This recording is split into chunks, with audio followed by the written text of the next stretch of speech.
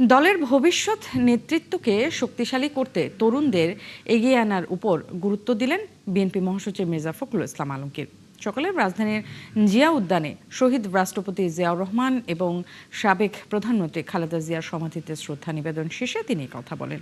এ সময় নবগঠিত যুবদল কমিটির নেতাদের সঙ্গে নিয়ে ফুল দিয়ে শ্রদ্ধা জানান এবং দেশ ও জাতির কল্যাণ কামনায় দোয়া ও মুনাজাতে অংশ নেন। তিনি আরও বলেন, যুবদলের নতুন নেতৃত্বকে জনগণের পাশে থেকে গণতান্ত্রিক মূল্যবোধ, দেশপ্রেম ও মানুষের অধিকার প্রতিষ্ঠার লক্ষ্যে কাজ করতে হবে। পাশাপাশি যুবদলের নেতাকর্মীদের ঐক্যবদ্ধ থেকে দেশের উন্নয়ন ও গণতন্ত্রকে শক্তিশালী করার আহ্বান জানান বিএনপি মহাসচিব।